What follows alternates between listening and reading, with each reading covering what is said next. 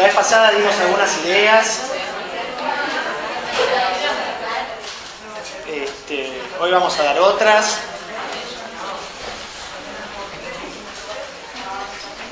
Acá el metabolismo de lípidos, les cuento primero por dónde vamos a andar.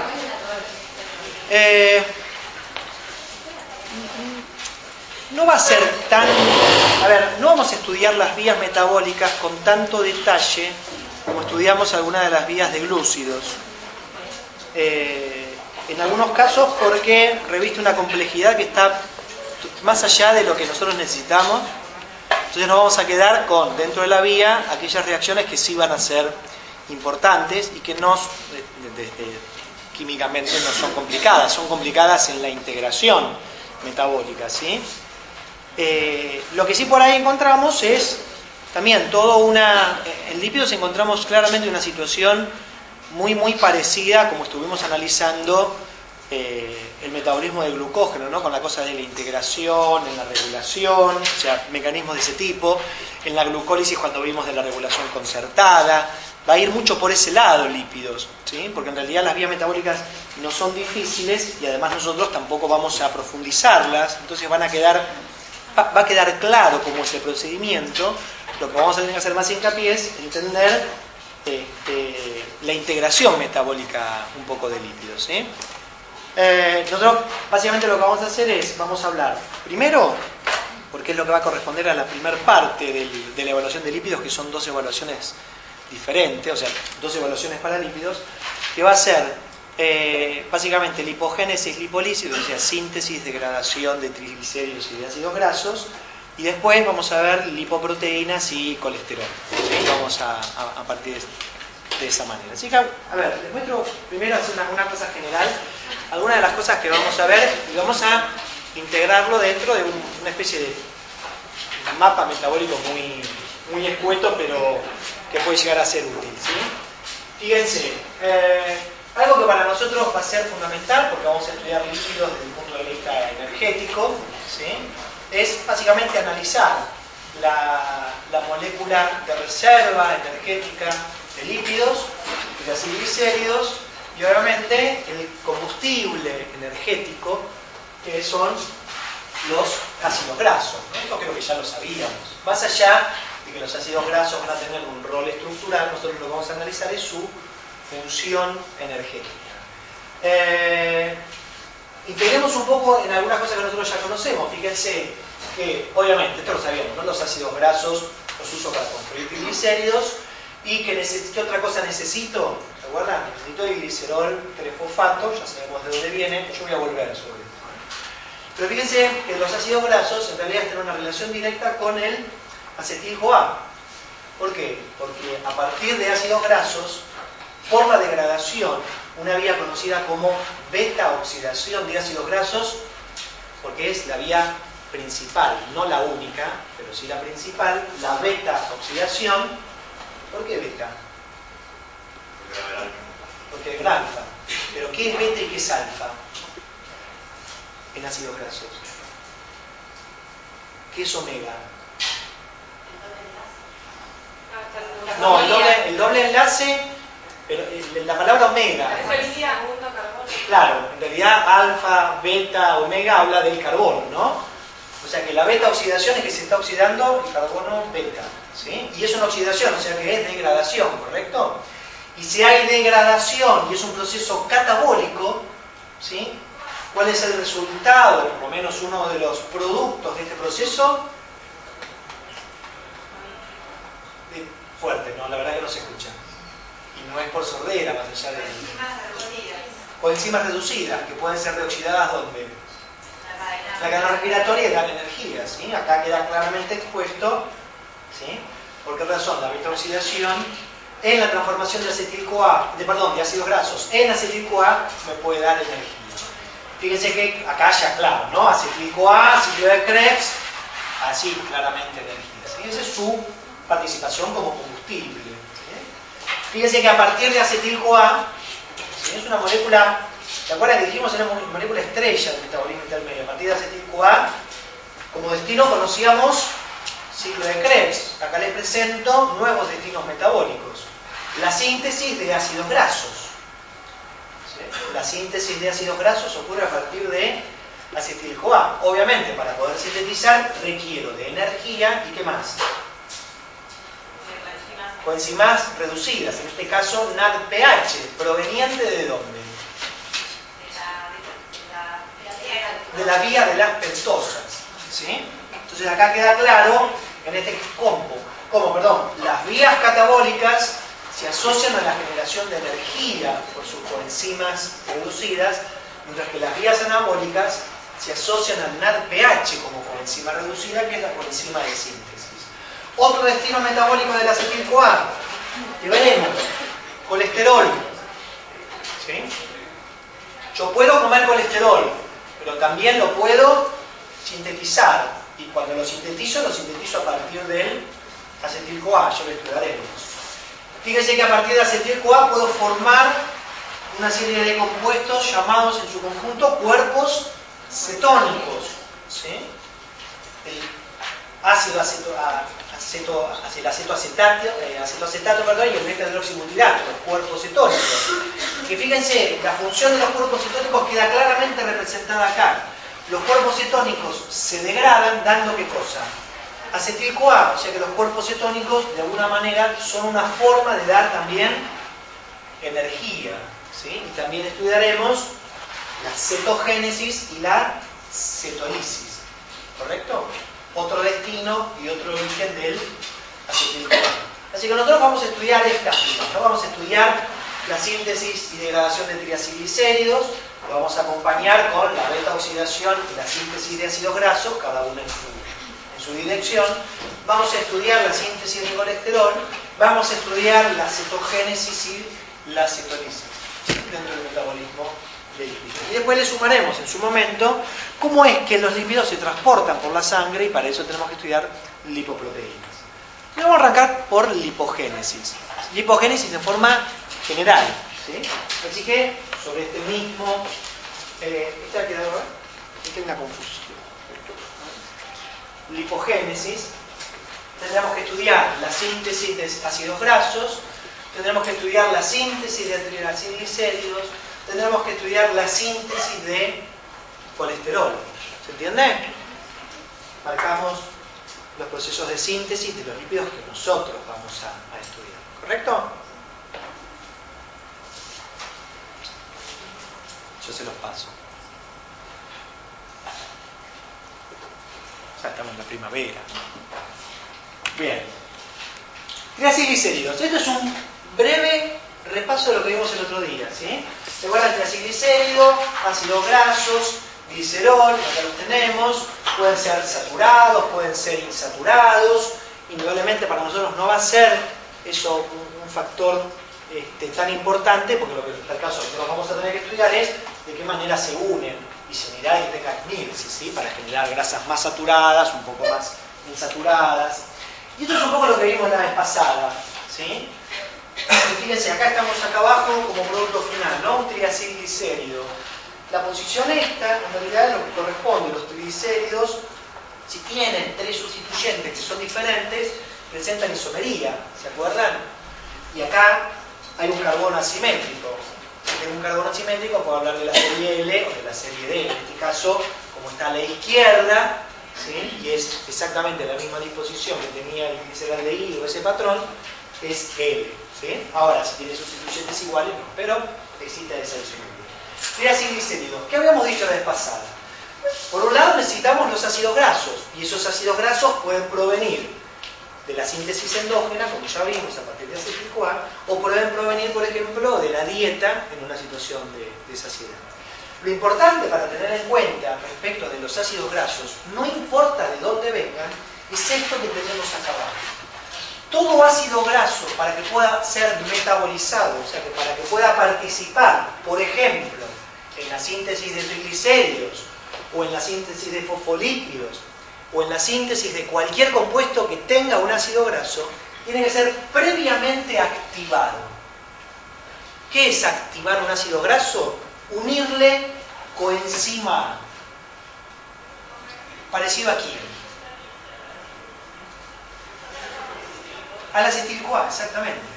Para que estos dos carbonos del acetato realmente puedan participar en toda esta variedad de procesos, necesita estar activado con coenzima A. Y en el caso de los lípidos también vamos a ver que la coenzima A es como, ¿no?, la coenzima de activación.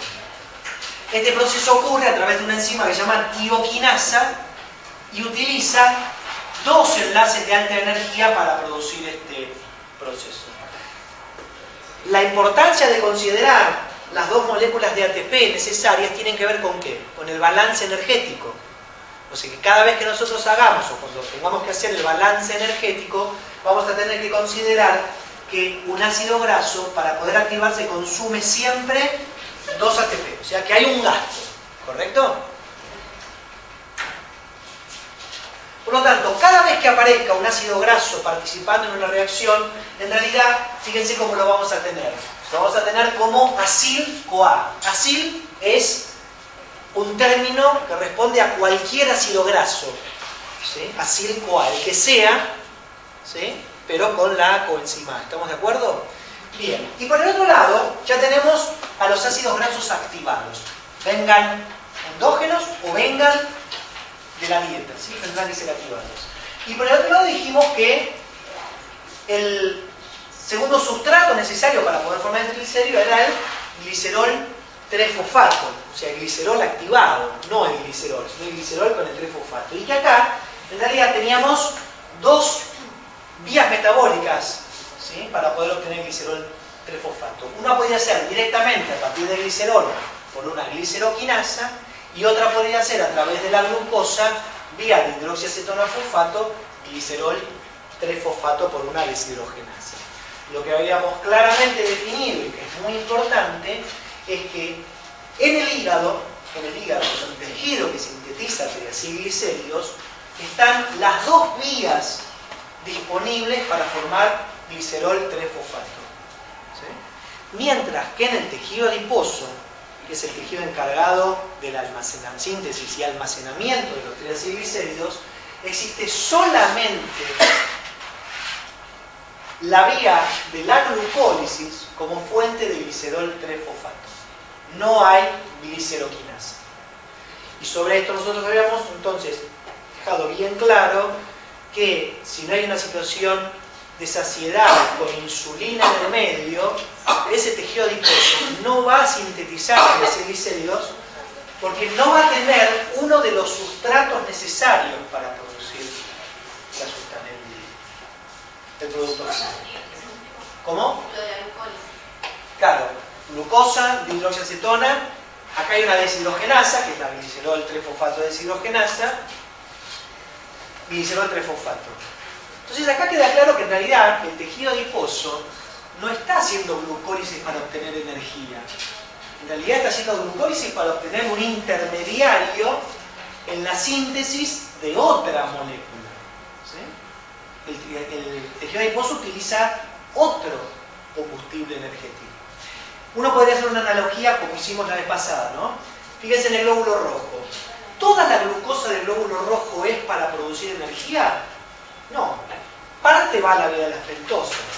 Parte va a formar 2,3-PPG. Bueno, la glucólisis en el tejido adiposo claramente tiene un destino metabólico que es la síntesis de glicerol 3-fosfato, no seguir el camino glucolítico para dar energía. ¿Sí? Si no se entiende de dónde saca la energía en la situación de ayuno, en donde el tejido adiposo no incorpora glucosa. Indudablemente hay otro combustible que es el que verdaderamente el tejido usa. Entonces, ya tenemos los dos sustratos de alguna manera para la síntesis de triacilglicéridos en el hígado o en el tejido adiposo, que son el glicerol 3-fosfato y los ácidos grasos activados. Bueno, la primera enzima se llama aciltransferasa, ¿no? Enzima que transfiere glucosasilos, y entonces toma una molécula de glicerol, le agrega el ácido graso, se libera la coenzima A, y me queda este glicerol 3-fosfato, pero que ahora tiene en la posición 1 un ácido graso esterificado. ¿Sí? A este compuesto se lo llama lisofosfatidato o ácido lisofosfatídico. Una segunda aciltransferasa coloca el segundo ácido graso, ¿en dónde? En la posición 2. Y como consecuencia me queda un intermediario que nosotros ya lo habíamos visto, que se llama ácido fosfatídico. El ácido fosfatídico, fíjense, los dos carbonos con el ácido graso y el grupo fosfato. El ácido fosfatídico es en realidad un intermediario común para la síntesis de triglicéridos o para la síntesis, yo puedo tomar de acá ácido fosfatídico, de fosfolípidos. ¿Sí? ¿Recuerdan los fosfolípidos? ¿Qué característica tenían? Esta más una cabeza polar que le daba identidad, ¿no? Etanolamina, serina, lo que sea, ¿correcto? O sea que los fosfolípidos utilizan el ácido fosfatídico como molécula base. ¿Se entiende? Por eso es que uno no va a encontrar una gran regulación a este nivel. ¿Por qué? Porque puede correr el riesgo de no poder, ¿sí?, sintetizar fosfolípidos que necesite, independientemente de la situación energética de guardar o no guardar. Y fíjense cuál es la enzima clave en la síntesis de triacilglicéridos. La enzima que toma el ácido fosfatídico, lo hidroliza el grupo fosfato, una fosfatasa, y me da diacilglicerol. Esta enzima es activada por insulina. Y es la que define que bajo esta situación adecuada, ¿no?, de saciedad, ¿sí?, habiendo incorporado glucosa, teniendo ácidos grasos en cantidad, este tejido ahora va a formar diacilglicéridos. Se abre la puerta para que el ácido fosfatídico siga el camino. Diacilglicerol, ya lo conocíamos, ¿no? ¿Dónde ha aparecido diacilglicerol para nosotros? En la glucólisis no, diacilglicerol no. Podríamos decir que es parte de un segundo mensajero, ¿no? Por ejemplo, por acción de la fosfolipasa C sobre el fosfatidilocitol difosfato diacilglicerol, ¿sí? Bueno, diacilglicerol, acá está. Y una aciltransferasa, segunda aciltransferasa, tercera aciltransferasa que coloca en esta posición finalmente el último ácido graso, formando un triacilglicérido. Una molécula que no tiene ninguna polaridad, que nosotros sabíamos que forman, ¿sí?, capas separadas. ¿Sí? ¿Ahorita? Esta, la fosfatidato fosfatasa, ¿sí?, la fosfatasa, esa es la enzima. Y bueno, no, en realidad nosotros sabemos, la insulina actúa sobre ¿dónde? Sobre la fosfatasa, por eso es lógico que sea esa también activada. ¿La enzima clave siempre es la enzima marcapasos? En esta de alguna manera está marcando el paso. Lo que está más que marcando el paso, lo que está haciendo es abriendo la vía para que pueda ocurrir este fenómeno. Si no hay insulina, ¿sí?, si no hay insulina, no va a haber apertura, y lo que puede haber es reciclaje en la síntesis y degradación de fosfolípidos, que es muy importante en la célula, ¿no?, para poder mantener las membranas en condiciones. Y solamente abre la puerta cuando hay insulina, y además, ¿qué hay? Hay una carga de sustratos, ¿no? Entonces, piensen que los triacilglicéridos no son nada más que moléculas de almacenamiento, ¿sí?, nada más que eso. O sea que el objetivo es construir a partir de algo que está en exceso. Y hay glucosa en exceso en la sangre, en saciedad, y hay ácidos grasos en exceso porque están los kilomicrones, ¿no? Ustedes sabían lo que eran los kilomicrones en la sangre. Entonces, todo ese exceso, de alguna manera, lo que se hace es canalizarlo hacia una molécula que se puede depositar como una gota de grasa en estas células que nosotros conocemos como... ¿Cómo? ¿Cómo se llaman las células que depositan triacilglicéridos? Adipocitos, ¿sí? Y el tejido adiposo. Acá está, ¿no? Ahí tienen los adipocitos. ¿Sí? Bueno, después, hoy no, se los voy a contar la próxima. En realidad, esa gota de grasa está rodeada por proteínas, y hay toda una familia de proteínas que participan, porque si no, uno no entiende cómo una gota de grasa puede ser construida y puede ser degradada, ¿no? Eso después lo vamos a ver cuando veamos degradación, lo vamos a ver. Triacilglicéridos. Ahí está, ¿sí? Así es como ocurre. Dijimos, Glicerol trifosfato ya sabemos, glucólisis, no hay dudas. O si hay dudas, saben dónde ir a buscar las soluciones. ¿Sí? Como les he dicho, busquen soluciones, tráiganmela que yo voy a dar nuevos problemas. ¿Sí? Para que busquen nuevas soluciones, y las nuevas soluciones que va a dar nuevos problemas. ¿No? Entonces, pero bueno, glicerol trifosfato a partir de glucólisis. ¿Sí? Lo que nos queda es los ácidos grasos que vienen de los kilomicrones, vienen de los kilomicrones. Y en tal caso vinieron de dónde? De la dieta. ¿Correcto? Lo que nos queda por analizar es cómo se sintetizan ácidos grasos en forma endógena. ¿Sí? Biosíntesis de ácidos grasos. Lo que ya sabíamos de antemano, porque lo vimos en el esquema, es que los ácidos grasos se sintetizan a partir de acetil-CoA. Ahora, la síntesis de ácidos grasos es un proceso citoplasmático. Y nosotros sabemos claramente que la formación de acetil-CoA es un proceso mitocondrial. ¿Sí? No importa cuál sea el origen de ese acetil-CoA, porque en realidad no existe un único origen, sino que existen diferentes orígenes, por lo menos dentro de lo que nosotros conocemos, sabemos que claramente es mitocondrial. La piruvato deshidrogenasa es una enzima mitocondrial que cataliza la transformación del piruvato en acetil-CoA. O sea que el acetil-CoA está dentro de la mitocondria y la síntesis de ácidos grasos ocurre fuera de la mitocondria. Nosotros sabemos que la membrana mitocondrial interna es una membrana impermeable a todo, pero que obviamente tiene transportadores para cosas porque existe un intercambio. Pero no existe ningún transportador para acetil-CoA. Por lo tanto, la pregunta es, ¿de qué manera aparece acetil-CoA en el citoplasma a partir del acetil-CoA que se sintetiza dentro de la matriz mitocondrial? Y para esa respuesta lo que vamos a hablar es de la lanzadera del citrato, algo que hemos esbozado. ¿Sí? Explicando la lanzadera del citrato acá, les voy a dejar para que ustedes lean, ¿sí? Lanzadera del malato y del glicerol trifosfato, ¿sí? Para que vean cómo es que ocurre el proceso de transferencia de moléculas. ¿Sí? Yo les muestro esto, ustedes después leen la otra. ¿Por qué la lanzadera del citrato? Fíjense, acá tenemos matriz mitocondrial, acá tenemos el citosol. ¿Sí? ¿Recuerdan? Acetil-CoA, colosal acetato, citrato, sintetasa, citrato. Primera reacción del ciclo de Krebs para nosotros, ¿no? En la mitocondria en el hígado, ¿sí? En situación de alta energía, la primera enzima que va frenando toda esa tasa metabólica, ¿no? De toda la glucosa que se está metabolizando en el hígado, ¿sí? Es la isocitrato deshidrogenasa.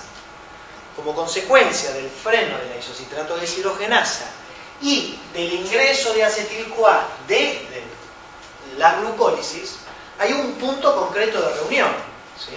Porque ingresa mucho por un lado y tengo frenada la salida. Y ese punto es el citrato. ¿Me siguen la idea? ¿Sí o no? Más o menos. No. Bueno. Levantamos. Aprovechamos un poquito de pizarrón. ¿Sí? Creo que lo vamos a poder hacer acá. Acetil-CoA. ¿Sí? Citrato. Esto lo conocemos, ¿no? Citrato, oxalacetato, ciclo de Krebs. Yo estoy hablando de la mitocondria en el hígado. Si quieren también estoy hablando de la mitocondria en el tejido adiposo. No estoy hablando de la mitocondria en la neurona. Porque la mitocondria en la neurona, el ciclo de Krebs, es para obtener energía y la necesita siempre. Estamos hablando de aquellos tejidos que tienen la capacidad de poder reacomodar el metabolismo para hacer cosas que son importantes para ellos o para los demás. ¿Sí? Entonces, a ver, piruvato. Piruvato deshidrogenasa, ¿correcto? Hígado en saciedad, porque la síntesis de ácidos grasos, ¿cuándo va a ocurrir? En saciedad, y la síntesis de triglicéridos en saciedad. Está claro que estamos en un posingesta, claramente, con toda la insulina, con todo. O sea que ese hígado está haciendo glucólisis. Sí. ¿Qué más? vía de las pentosas, ¿qué más? Glucógeno. Glucógeno-génesis. ¿Sí? Si tienen dudas, separen las palabras. Si habla de glucógeno, es glucógeno. Génesis. O sea, hagan la cadencia. Para no decir gluconeogénesis. ¿Sí? Glucógeno, génesis. O glucógeno, lisis. ¿Se entiende? Bien. ¿Está haciendo todo eso? ¿Estamos de acuerdo? O sea que hay un ingreso importante de piruvato a la mitocondria y hay una transformación de piruvato en acetil-CoA importante. Además, sabíamos a través de la piruvato carboxilasa de estas reacciones etaplidóticas, ¿no? Para que esto sea bastante equitativo, si ustedes quieren, ¿no? Para que sea eficiente, ¿correcto? Ciclo de Krebs, bárbaro. Hasta que en esta mitocondria hepática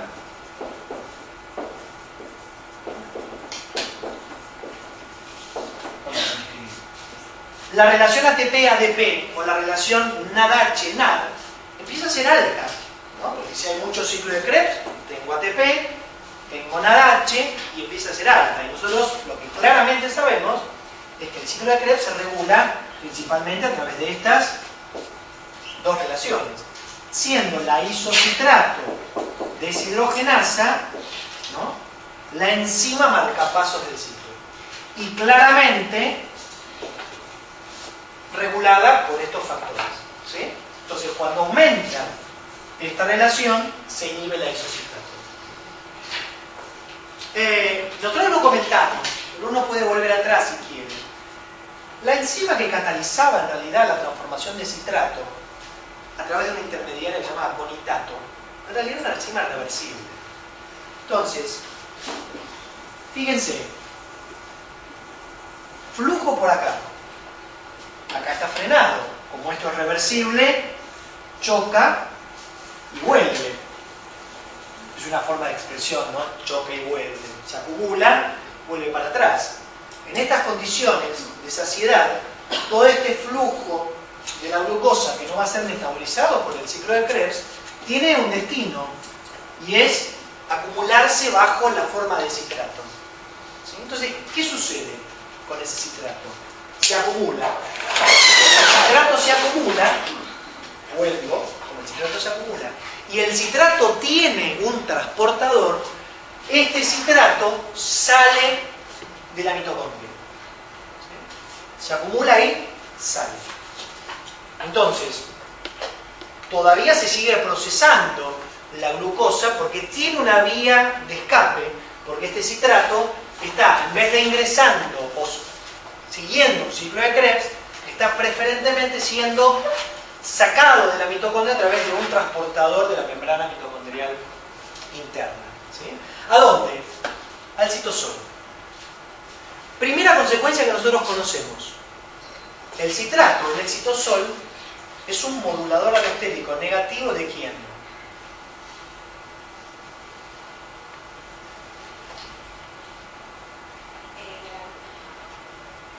De la vía. Díganme vía, no me digan encima. Aprendamos primero a integrarlo desde la vía, después ponemos nombres concretos.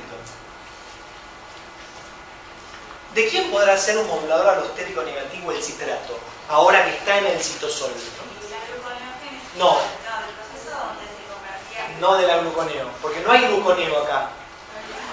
De la glucólisis, exactamente. Está mandando una señal, de alguna manera, para que esto empiece a frenarse, ¿no? La salida de citrato es, entre comillas, una señal, ¿sí?, que el citosol interpreta como alta energía. Entonces la glucólisis se empieza a frenar. La enzima clave era la fosfofructoquinasa 1. El ATP, el citrato, son inhibidores de esta enzima. ¿Sí? Porque está bien. Esto se puede seguir metabolizando, pero tampoco es por siempre, ¿no? Esa es una primera consecuencia que en realidad nosotros de alguna manera la podemos entender. Fíjense lo que sucede con este citrato en el citosol. El citrato, a través de una citrato liasa, ¿se acuerdan? Una liasa es una enzima que rompe sin usar agua, no es una hidrolasa, sino que rompe directamente. rompe el citrato en oxalacetato y acetil-CoA. ¿Sí? O sea, en los mismos productos a partir de los cuales se originó. ¿Sí? Ese es el objetivo de una lanzadera. Una lanzadera funciona de alguna manera como un mecanismo que permite transportar algo que no puede ser transportado en forma directa. Entonces lo convierte en algo que sí está transportable para poder recuperarlo en el otro lado. ¿Sí? ¿Se entiende? El acetil-CoA se viste de citrato, sale como citrato, se desviste y vuelve otra vez a ser acetil-CoA. Por eso se llama lanzadera y por eso no es un mecanismo de transporte vía transportador. Todas las lanzaderas funcionan de esa manera. Lo que hacen es permiten transportar una sustancia para la cual no hay transportador bajo la forma de otra. Lo que es importante entender es que en general todas estas lanzaderas, para que funcionen, para que terminen de funcionar, tienen que volver a recuperar los sustratos originalmente utilizados para que sea exclusivamente el compuesto en cuestión el que sea transportado. Todo lo demás tiene que permanecer inalterado. Entonces, bajo esta idea, fíjense, el oxalacetato. ¿Se acuerdan que nosotros dijimos que el oxalacetato no puede ni entrar ni puede salir?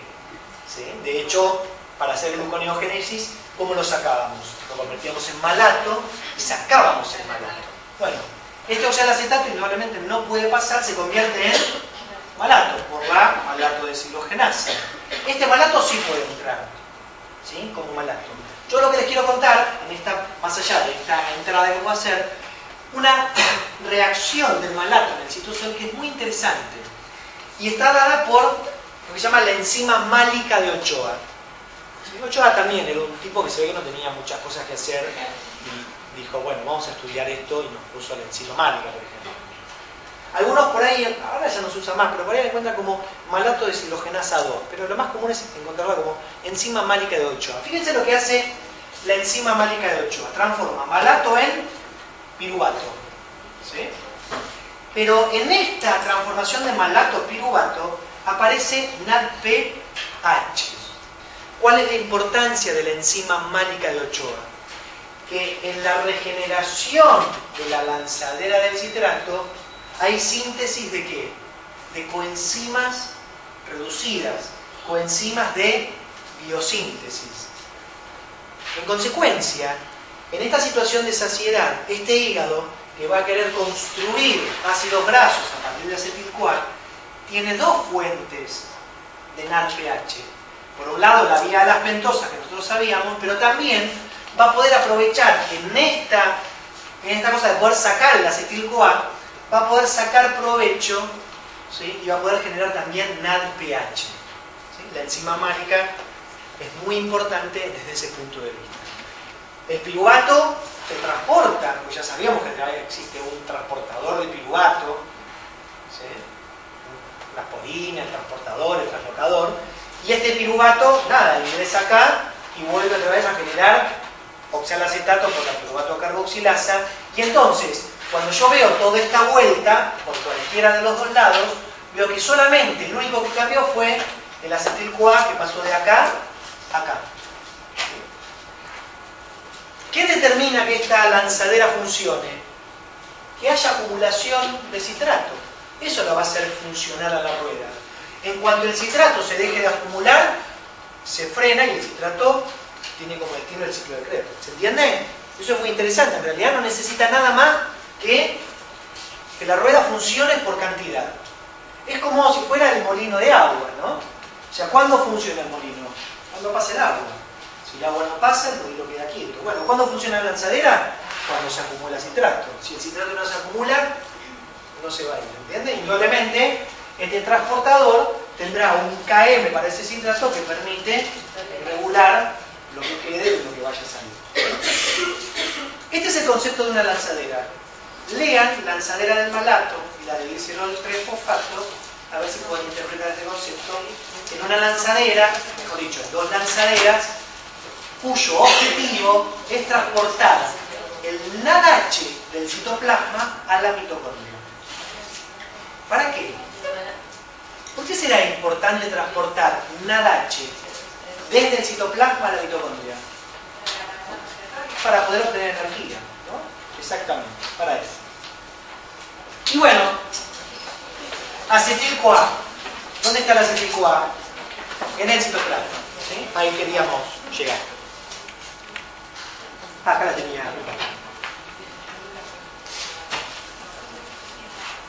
Acetil-CoA carboxilasa, primera enzima de la síntesis de ácidos grasos. Enzima clave de la biosíntesis de ácidos grasos. Uno siempre se pregunta, ¿por qué la naturaleza, para las reacciones tan sencillas, ¿sí?, suelen ser las más complicadas, ¿no? La piruvato deshidrogenasa, muy simple, ¿no? Piruvato acetil-CoA y la regulación es un descontrol. Acá pasa más o menos lo mismo, ¿sí?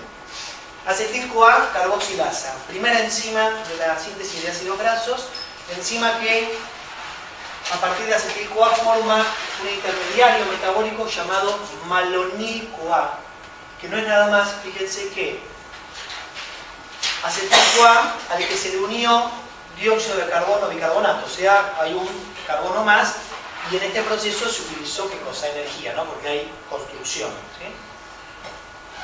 Coenzima de las carboxilasas, biotina, ¿sí?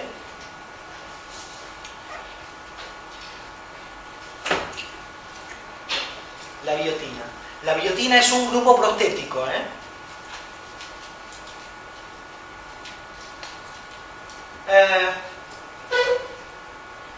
A ver, cuando uno analiza los ácidos grasos, uno encuentra que preferentemente los ácidos grasos se encuentran en número par, ¿no? De hecho, básicamente en cualquier clasificación, inclusive nosotros mismos lo hemos visto, uno siempre encuentra los ácidos grasos en forma par, ¿no? ¿Qué sé yo? Por ahí arrancó 12, 14, 16, 18, 20, 22, 24. Son raros los que son impares. Esto seguramente no es nada más que el resultado de que la construcción de ácidos grasos es un proceso, ¿sí?, que funciona en forma cíclica, o sea que se va repitiendo, en donde se van uniendo moléculas de dos carbonos, exactamente. 2 carbonos, 4, 6, 8, 10, ¿se entiende? 12. De la misma manera, vamos a ver que la degradación de ácidos grasos es un proceso asociado a ir eliminando en forma secuencial y cíclica de una molécula de ácidos grasos de a 2. Tenía 16, le quedó 14, liberé 2, 12, liberé otros 2. ¿Sí? ¿Quién es esa molécula de 2 carbonos? La acetil-CoA. ¿Sí? Estrella. Esa estrella es estrella. ¿Sí? De la arriba no hay. ¿Sí? Esa estrella. Ahora, desde el punto de vista termodinámico, en el citosol hay un impedimento energético para poder unir dos moléculas de acetil-CoA y construir una de 4, a esa de 4 meterle otro acetil-CoA y formar una de 6. Termodinámicamente no es posible. ¿Qué significa termodinámicamente no es posible? El delta G no es negativo. Y entonces, si el delta G no es negativo, el proceso no es espontáneo. ¿Sí? Sin embargo, sucede. ¿Cuál fue la estrategia que encontró la naturaleza para poder producir este fenómeno? Utilizar, en vez de un intermediario de 2 carbonos, un intermediario de 3. Pero que cuando este de 3 se une a otro, ¿qué va a suceder? Se va a perder uno. Entonces voy a construir de a 2. Ese es el objetivo de la acetil-CoA carboxilasa. Construir un intermediario metabólico adecuado para poder producir la síntesis de ácidos grasos, que obviamente todavía no la conocemos, pero ahora después en un rato se las muestro. ¿Se entiende? Por ahora queda medio en el aire, está muy bien que quede en el aire porque no vimos nada. ¿Sí? Lo que es importante es que esta enzima es la enzima clave de la biosíntesis de ácidos grasos. Esta enzima se encuentra en realidad en forma monomérica o polimérica, forma polímeros. Esta es una microfotografía electrónica de un polímero de acetil-CoA carboxilasa. Fíjense, estos son 400 Armstrong. Es un cacho cuando está polimerizada, es importante. ¿Sí? Y lo que es interesante es que la enzima, cuando está como monómero, está inactiva y cuando está como polímero está activa. Cuando vayan a leer van a ver que esta enzima tiene como 4 subunidades, ¿sí? Y que cataliza una reacción en donde, fíjense, acá tengo un sustrato, otro sustrato, acá tengo ATP, ¿sí? Una reacción que se llama tipo ping-pong. ¿Saben por qué ping-pong? Porque ingresa uno, sale otro, ingresa el otro sustrato, sale el otro, ¿sí? Entonces, acetil-CoA ingresa ATP, después sucede algo, ingresa bicarbonato y después se une, ¿sí? Por eso, mecanismo de ping-pong. Y esas 4 subunidades participan en esto, ¿no? De poder hacer funcionar de alguna manera este sistema. La biotina, ¿sí? Es muy importante porque la biotina es la encargada de poder mantener a este sustrato que está siendo modificado en forma fija en la enzima. Por eso es un grupo prostético, por eso está anclado a una subunidad que es la proteína que porta biotina, qué sé yo. ¿Sí? Entonces, de esas 4 subunidades vamos a encontrar las 3 subunidades, una proteína que une a la biotina, 2 subunidades que son catalíticas y hay una 4ª subunidad que es muy importante porque es una subunidad que une citrato y que cuando esta acetil-CoA carboxilasa en forma monomérica une citrato, empieza a formar el polímero. En consecuencia, ¿cuál es la acción del citrato? Activar. ¿De qué? ¿A través de qué mecanismo? Uniéndolo. ¿Pero cómo se llama ese mecanismo? ¿Qué tipo de mecanismo es? Un modulador, exactamente, actúa como un modulador alostérico positivo, ¿sí? ¿Por qué? Porque favorece, en vez de favorecer la actividad del centro activo, lo que está favoreciendo acá es un fenómeno de polimerización. Segunda consecuencia del citrato, modulador alostérico negativo de la glucólisis, pero a su vez es el activador, ustedes quieren, de la enzima. ¿Por qué? Porque al permitir la polimerización la lleva a un estado activo, ¿sí?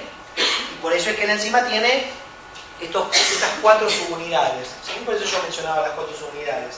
No importa tanto las subunidades enzimáticas, sí me parece que es representativo entender que el citrato se une y cuando se une se polimeriza y esta es la forma activa de la enzima. Analicemos un segundo más, no tengo nada acá, a ver. La regulación de la acetil-CoA carboxilasa, porque obviamente si es el paso clave, es el paso más importante, es el paso más regulado. Y la verdad es que la acetil-CoA carboxilasa es una enzima regulada a nivel alostérico, covalente y genético. Eso habla de la importancia de esta enzima. Después le voy a dar un dato más interesante. Es un dato chiche, pero es muy interesante.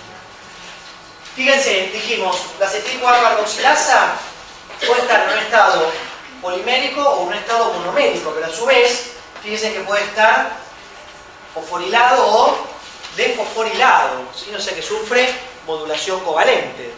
Obviamente, en el estado fosforilado se encuentra inactivo. ¿Por qué digo obviamente? Por ejemplo, pensemos, glucagón, ayuno. ¿El hígado sintetiza ácidos grasos en el ayuno? Ni a palos. Se fosforila y la inactiva. ¿Entienden? Saciedad, insulina, se desfosforila las unidades monoméricas y con el citrato se polimeriza para llevarla a su forma más activa. ¿Correcto? Obviamente, desde el punto de vista genético, sabemos que va a ser inducida por insulina, puede ser puede ser reprimida por glucagón, y algo que es bastante interesante y que seguramente tiene que ver con el efecto vía insulina, es que las dietas ricas en grasas inducen a la acetil-CoA carboxilasa. Significa que aumentan la cantidad de enzima. Y si aumenta la cantidad de enzima, aumenta la cantidad de ácidos grasos que se sintetizan. Y si aumenta la cantidad de ácidos grasos que se sintetizan, aumenta la cantidad de triglicéridos que el hígado está sintetizando, o que sintetiza también el tejido adiposo, ¿sí? O sea que la dieta, no en un día, estoy diciendo, una dieta elevada en hidratos en forma periódica, termina generando una inducción, ¿sí? Termina generando triglicéridos, a eso quiero llegar, ¿sí? Entonces podemos encontrar patología, ¿sí? de lípidos, con aumento de lípidos en sangre, como consecuencia de una dieta rica en hidratos de carbono. Porque de última, todos los hidratos de carbono que no se conviertan en glucógeno, que es una estructura finita, ¿en qué se van a convertir en el hígado? En grasa.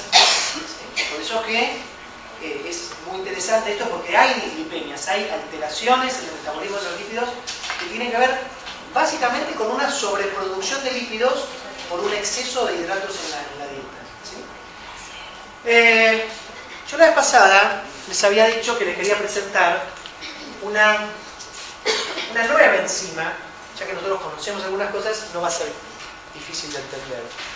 Que es muy interesante porque es una enzima que responde, primero, es una enzima que regula covalentemente, o sea que está regulando todos los procesos covalentes, pero que en vez de responder a señales extracelulares, entre comillas, a hormonas, responde a señales intracelulares. Y en este caso es energía.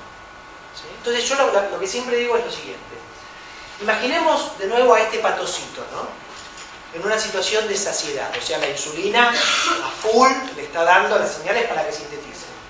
Imaginemos que no sé la situación, pero supongamos que ese patocito tiene un déficit energético. ¿Va a sintetizar ácidos grasos? No. Por más que las señales de insulina lo estén llevando, supuestamente, a generar síntesis, va a tener señales internas más potentes de falta de energía que van a frenar todos aquellos procesos que puedan poner en peligro a la célula porque se está consumiendo energía para cosas que en este caso no son útiles. La enzima responsable de esto es la AMP quinasa, o sea, una proteína quinasa dependiente de quién? De AMP, que no es nada más que por ahí la mejor señal de falta de energía en la célula. ¿Sí? Entonces fíjense esto. La presencia de AMP en la célula significa me falta energía. El AMP activa a esta quinasa y esta quinasa directamente lo fosforila. ¿Se acuerdan que dijimos la enzima fosforilada está inactiva? Pero Gustavo, voy a insulina, no importa.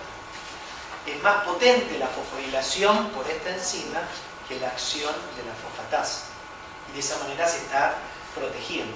¿Sí? Entonces, la AMP quinasa, ¿sí?, lo que va a hacer es, de alguna manera, frenar todas aquellas vías que impliquen consumir ¿qué cosa? Consumir energía. ¿Sí? Y va a poner a funcionar todas aquellas vías que impliquen degradación para la obtención de energía. ¿Se entiende? En realidad es bastante lógica. ¿Sí? Entonces fíjense en forma así muy general. La AMP quinasa, ¿sí?, va a frenar en el hígado la síntesis de ácidos grasos, la síntesis de colesterol, va a frenar la gluconeogénesis. ¿Sí? El hígado no va a gastar en eso, va a protegerse. En el tejido adiposo va a frenar la síntesis de ácidos grasos, va a frenar en el páncreas la secreción de insulina. ¿Por qué? Porque la insulina en los demás tejidos va a favorecer vías anabólicas. En cambio, en el corazón, ¿qué va a hacer? A nivel de corazón va a estimular el ingreso de glucosa. ¿Para qué? Para que el corazón consuma más, obtenga energía. A ver, el corazón obtiene energía básicamente por ácidos grasos. ¿Sí? ¿Por qué? Sin saber demasiado todavía del metabolismo de ácidos grasos, lo que ustedes saben es que la grasa da más energía que el azúcar, ¿no? Así que el corazón da más energía, prefiere las grasas. Pero estimula el ingreso de glucosa para aportar un nuevo combustible. Estimula la glucólisis y estimula la oxidación de ácidos grasos, o sea, estimula la degradación para obtención de energía. A nivel del hipotálamo, ¿sí?, nos empezamos a meter en el sistema nervioso. La AMP quinasa, ¿qué hace? Estimula el apetito. ¿Para qué? Para comer, pero no para secretar insulina. Eso será como consecuencia, comer para obtener combustible. ¿Sí? Es una cosa de las más básicas que uno puede pensar, ¿no? Si la célula necesita energía, lo que va a tratar de hacer es obtener combustible. Y en el músculo esquelético va a ser exactamente lo mismo, ¿no? Va a aumentar la expresión de GLUT4, la oxidación de ácidos grasos, el ingreso de glucosa para obtener energía. La AMP quinasa favorece, las vías catabólicas y frena las vías anabólicas en esa célula. ¿Sí? En esa célula, y obviamente tiene un comportamiento mucho más integrado a nivel de los tejidos, ¿sí? ¿Sí? ¿Cómo? No, la AMP quinasa está siempre. El tema es que se va a activar en presencia de AMP. Y el AMP no es nada más que el resultado de la relación que hay entre ATP y AMP. O sea que en cuanto la célula tenga un desbalance energético, esta enzima podrá controlar un proceso desde adentro, independientemente de lo que el exterior le esté diciendo. ¿Sí?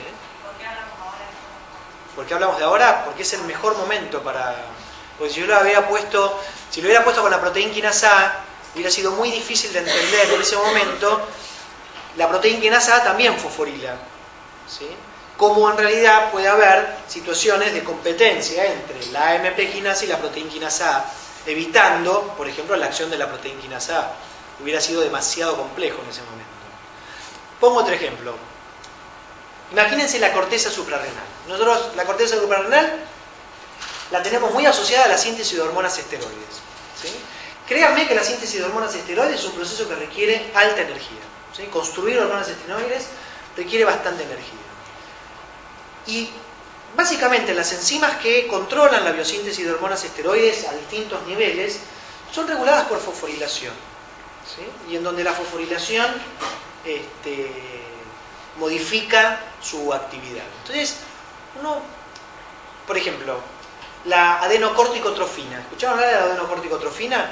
Actúa como hormona que se sintetiza en el hipotálamo, actúa sobre la corteza suprarrenal, estimulando la síntesis de cortisol. Bueno, el mecanismo de acción de la adenocorticotrofina es a través de la proteína quinasa A, ¿sí? O sea que estimula la síntesis de cortisol. Pero si la célula tiene un desbalance energético y se activa la AMP quinasa, cuando se fosforile por AMP quinasa, la proteína quinasa no va a actuar.